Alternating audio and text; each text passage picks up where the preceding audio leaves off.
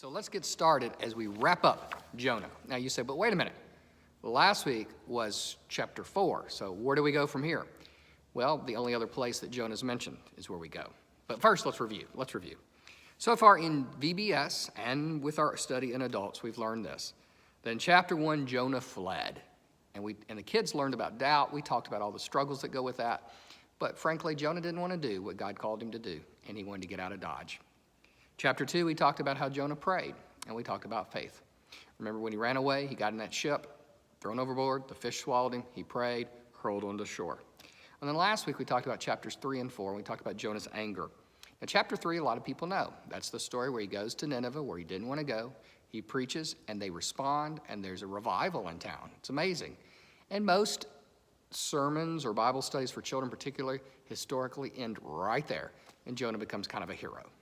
But if you read chapter 4, you see, there's the rest of the story, as Paul Harvey used to say. You see that Jonah didn't want this revival. He wanted his enemies to die. So he goes outside the city. He sits down, he pouts, he whines, he cries. And you saw what happens. God teaches him a lesson. The plant grows up. He has some shade because he's hot. A worm kills the plant. He whines about his discomfort. And God says, aren't you worried about these people? You're more worried about yourself than these people. Showing us this flawed prophet. Now, if we think about it, it's a lesson for us, and yet I'm glad to see this. Let me just put it to you this way. As you think about it, it is a lesson that is even more powerful for us because what you see is not this superhero-like figure. You see someone who is very frail, flawed, and frail in faith, and very human-like because we often whine, we often complain, we often have pity parties, and we're not perfect. And so it's a great story to teach us about the struggle of humanity trying to connect with divinity and how we mess it up so often and how God so desperately is patient trying to get us to do and to go and be. And I don't know what the rest of the story would have been after that, but that's where we're at. But this story, or at least this individual named Jonah, is mentioned again by Jesus in the New Testament, and we're going to talk about that tonight. But before we read that, let's talk. Let's talk about some hope. Hope. Because I think that's where we need to end this story. We don't want to end with anger. We don't want to end with pity parties. We don't want to end with whining. We want to end with hope. And hope is an expectation, an anticipation that what God has said God's going to do, God's going to do. The truth is our world needs hope. We live in a world that is conflicted, a world that is struggling, a world that is anxious. And, people look at all the crises going on in our current situation today, and they think, well, is this the end of the world? Is this it? But you could pick any point in history, and you can see the same struggles. Different situation, different scenarios, but the same emotion, the same doubt, the same frustration, the same anxiety. Talk to people at any point in history. So no, history doesn't repeat, but it rhymes. It keeps coming back like another refrain in a verse, like another stanza in a song or a poem. You get the point. But we do have fear, and we have to be realistic that there is a lot of fear, whether it's murderous hornets, poisonous frogs in Florida, hurricanes, dust storms from the Sierra, COVID-19, which has been devastating to us, the economic downfall, unrest as we deal with racial inequity and racial division still in our country. We still haven't come to terms with that, and there's still so much struggle and hurt, and there's so much.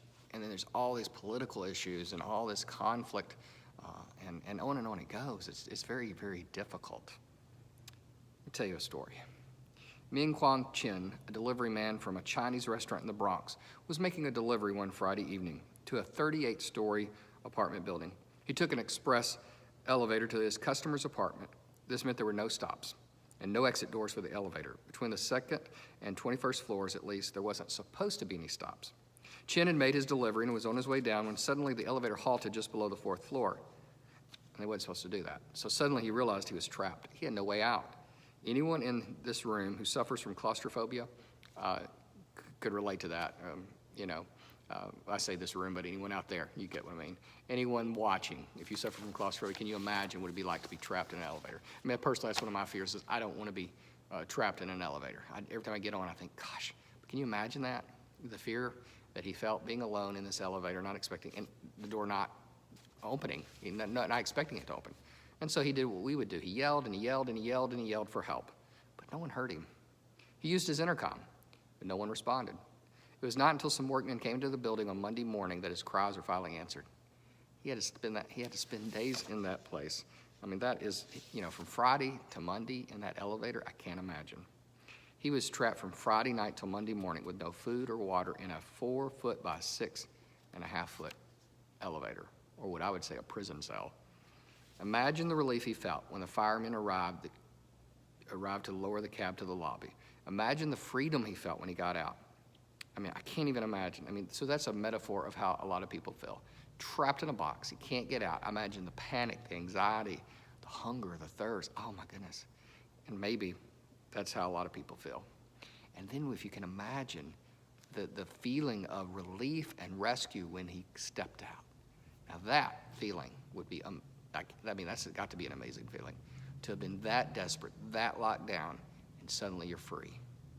What an image of freedom. Or how about this one? You remember those 33 men in Chile a few years ago who were trapped between 2,000 feet of solid rock when the main tunnel in the mine in which they were working collapsed? God, can you imagine being trapped in that dark down there thinking this is where you're going to die of starvation, of isolation? For 2 months they were down there. That's longer than 3 days. 2 months. They had to ration the supplies. If they didn't have supplies, they would have died. But they had supplies, but very little. So they had to ration them.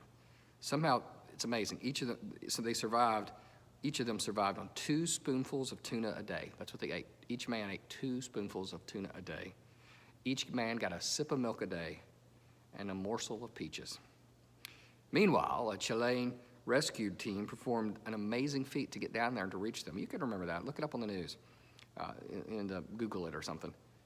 After all that time, no one had ever survived that long underground, and they didn't think that they would get to them, get them out. They thought it was going to end poorly. But these men did live, and they can tell their story.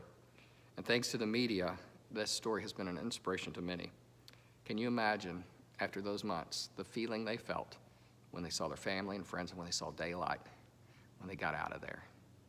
Again, I can't even imagine either of those scenarios, but I cannot imagine that relief of freedom, sweet freedom, when it's been taken from you. We joke about getting our first haircuts, or some of you leaving the house after COVID, but in a small sense, you we had creature comforts they didn't have, but you know what I mean. It's just that idea of getting some freedom back. It's a liberating feeling. There are a lot of ways people deal, though, with this lack of this trapped feeling. When people are in those caves and elevators of life and can't get out before they taste and see freedom, before they believe freedom is even possible, lots of people deal with that loss differently. Some turn to substance abuse and they do things that they know will harm them and maybe even kill them, but they're so desperate and they want so desperately to feel a relief from the pain. Other people turn to distractions, whether it's money or shopping.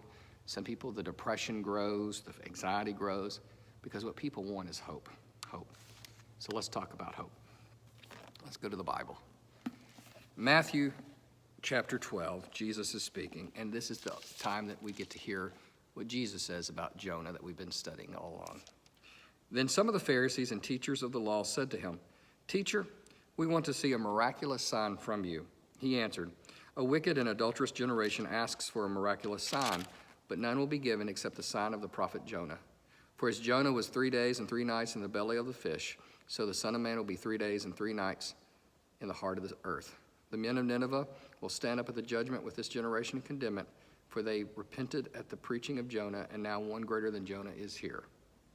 Let me reread that text to you in the Message, which is a very contemporary translation. Later, a few religious scholars and Pharisees got on him. "Teacher, we want to see your credentials. Give us some hard evidence that God is in this. How about a miracle?" Jesus said, "You're looking for proof, but you're looking for the wrong kind. All you want is something to titillate your curiosity, satisfy your lust for miracles. The only proof you're going to get is what looks like the absence of proof, Jonah evidence. Like Jonah, 3 days and nights in the fish's belly, the Son of Man will be gone 3 days and nights in a deep grave. On Judgment Day, the Ninevites will stand up and give evidence that will condemn this generation, because when Jonah preached to them, they changed their lives. A far greater preacher than Jonah is here, and you squabble about proofs." I'll stop there. There's more to the passage, but that's the Jonah reference. Powerful stuff. So what's this say? Well, he's challenged again by people who are living in anger and fear and doubt.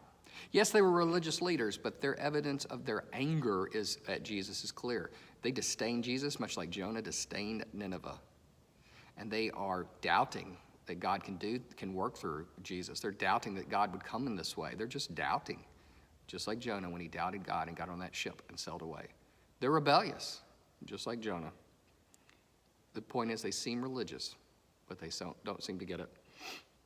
And so Jesus doesn't want to give a sign, or as the evidence, or as the message says, hard evidence. Jesus doesn't want to give hard evidence. They can't take him at his word. They can't see. I mean, they see him at work, his miracles, his ministry. He's tired of playing their games. And so he pulls out a sermon illustration, just like a good preacher.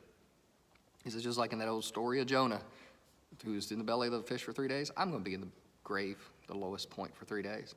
And boy, just like the Ninevites could stand up at the end of the days and testify, to this, you are being even worse than the Ninevites. He says the only proof you're going to get is the absence of proof, Jonah evidence. And so Jesus will be in the belly of the fish 3 days and 3 nights. And on Judgment Day, the Ninevites will stand up and give evidence that will condemn this generation. It's basically saying, look, they got it. You're not. They got with it. Can't you? Jesus is a master teacher. All right. As we think about this, there are several things here that we can examine for the minutes that we have together. There seems to be this desire for God to just prove it. Show me, God. Give me some evidence. And we all long for that. We all long for evidence. But even if we get evidence, Jesus had given plenty of evidence. It's never enough. We always want more because we need faith. Just like Jonah in the belly of the fish had to find his faith and pray and turn to God. We need to find faith and pray and turn to God. Because the truth is, no matter what God does, people are still going to doubt. And he is one greater than Jonah. I mean, Jonah was flawed and frail and had to be drugged kicking and screaming to do this. And then when people repented, Jonah didn't like it. Jesus, on the opposite end, will rejoice when the Ninevites, whoever they are, repent and turn to God. And the truth is, the more we kick it down the road, dig in, and refuse to change, the worse it will get. Okay, so how do we make this practical? Let's do that.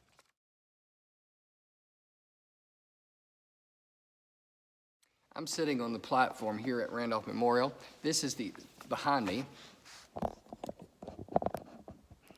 Every Sunday you see worship in this place.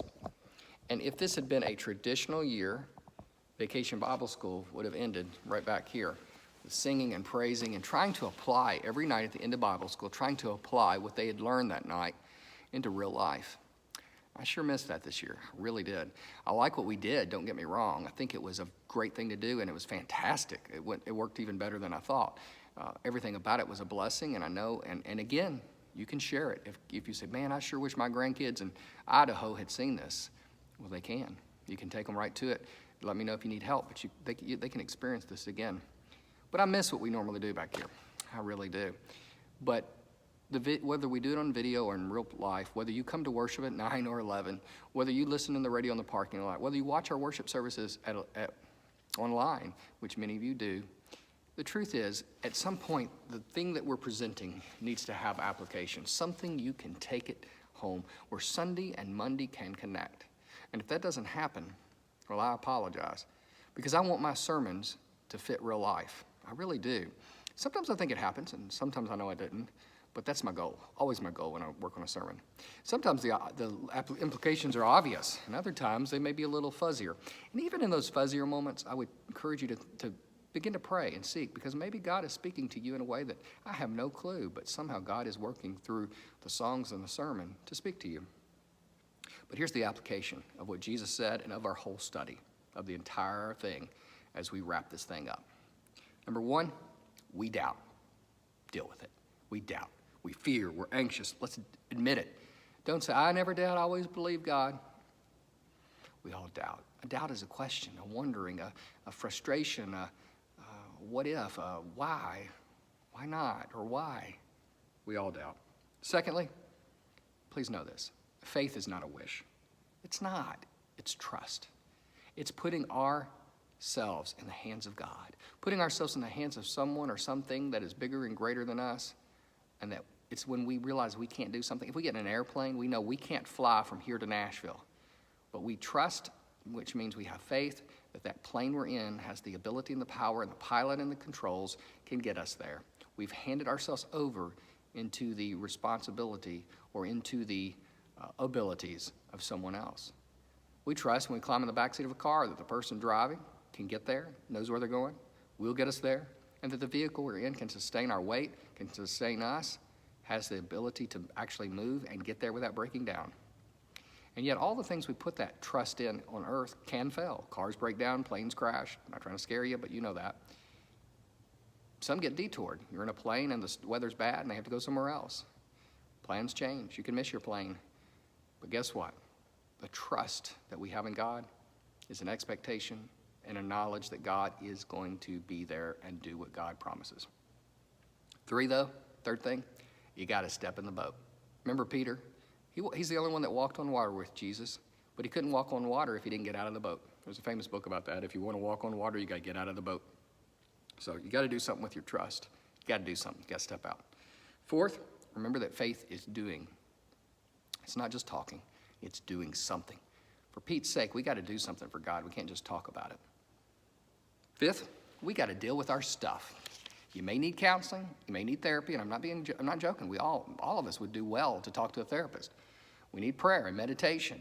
We need to be in Bible study. We need to talk to an encouraging friend over a cup of coffee. But we need to deal with our anger, our sin, our doubt, our frustration. We need to deal with our baggage, or we'll never get on the plane. You take too much baggage, they won't let you through. They only let you carry so much on a plane. Well, we can't go anywhere if we have too much carry-on baggage. We just can't. We got to deal with it. And I think the problem is a lot of us just don't deal with our stuff. 6, remember through all this, hope is real. Hope is real. It's not a dream. It's not a fantasy. Hope, if it's in God, is an expectation. And 7th and finally, live into that hope. You expect God's going to do something? Then go for it. Live into that expectation. Live as if it's already here, because you know it will be.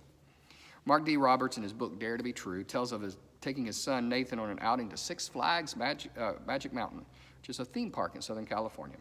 Six Flags Magic Mountain features an enormous roller coaster named interestingly, Goliath. Goliath is a thrills roller coaster. It has 255 feet vertical drop, which propels the rider at a speed of 85 miles an hour. Through a dark tunnel. I'm not a roller coaster person. Some of you are. I'm not. The idea of going 85 miles an hour off of a drop of 255 feet through the dark does not excite me. But this little boy, Nathan, loved it. And so Mark took his son, who loves roller coasters. On that day, they found themselves hurtling at a breakneck speed, hundreds of feet in the air, on Goliath. Roberts discovered he felt great pride and a feeling of freedom, as he rode on Goliath. He began to enjoy the ride with his son. He felt free as the rush of the wind hit him. As they dipped and turned, he felt free, and just for a moment, he even let go of the handles just to feel it. Why did he feel so free? He thought in his book. He says it was because he felt he was utterly constrained. He said, quote, "The coaster train ran on a meticulously constructed steel track that wasn't going anywhere. Thank God and Magic Mountain's engineers." He realized this thing could do it. It's scary going that fast. It's scary dropping off, but he realized this thing was designed to do that. It's not like it flew off every day and people hurl through the air. Now, it can happen. Don't get me wrong. Roller coasters can, but that is so rare, especially when it's built by some of the best engineers in amusement park world. And so he was able to experience and to enjoy this because he knew that he really wasn't totally free. He wasn't hurtling through the air. He wouldn't have enjoyed it if he was really hurtling that fast with no constraints and no protection, no guardrails. He felt safer knowing that his freedom was limited for his safety. He felt free because he realized that the guardrails were there and the thing was constructed and the seatbelts were there and it was designed by a designer who, even though it looked scary and even though it felt scary and even though it looked risky and even though it felt risky and even though it could terrify you, you really shouldn't because there was control. The roller coaster was designed to get from point A to B. Maybe fast and maybe shaky on purpose, but you'd get there. And so by realizing that and knowing that, his fear went away. So, what's that got to do? Life can be insanely crazy, like a roller coaster that is weaving and jumping and going up and down and hurtling through space.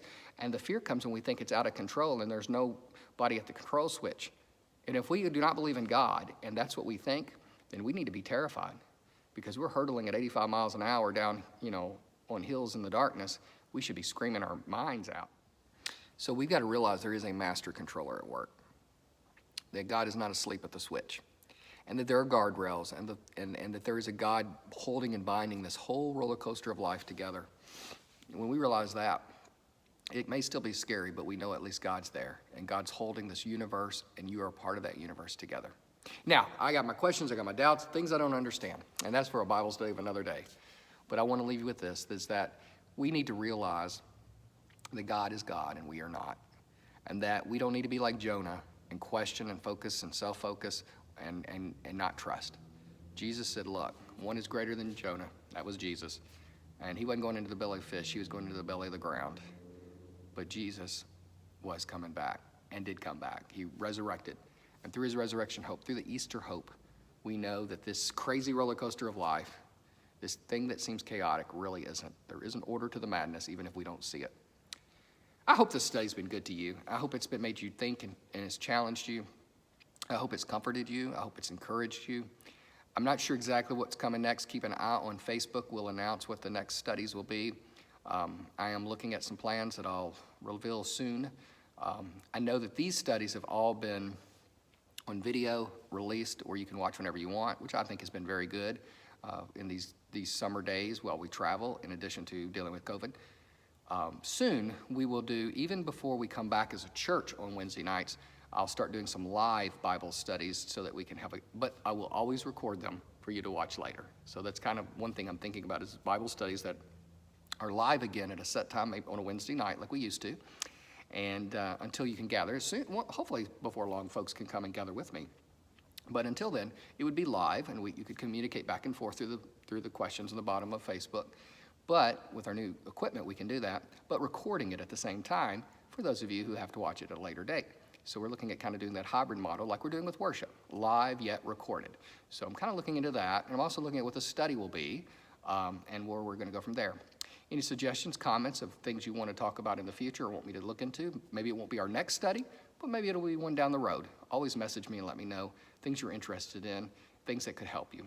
Let's close in prayer. Gracious God, this has been a time to reflect, to think, to pray. We just pray that as we end this journey and as we begin yet other journeys, that you'll guide us and love us and be with us as we are sometimes questioning and doubtful, and that we must be very frustrating at times. But thankfully, you're very patient. Help us to have that same patience. In the name of the Father, the Son, and the Holy Spirit we pray. Amen. Thanks for joining us on our Jonah journey, Finding Jonah. It's been a great month. I can't wait to see what comes next. God bless you.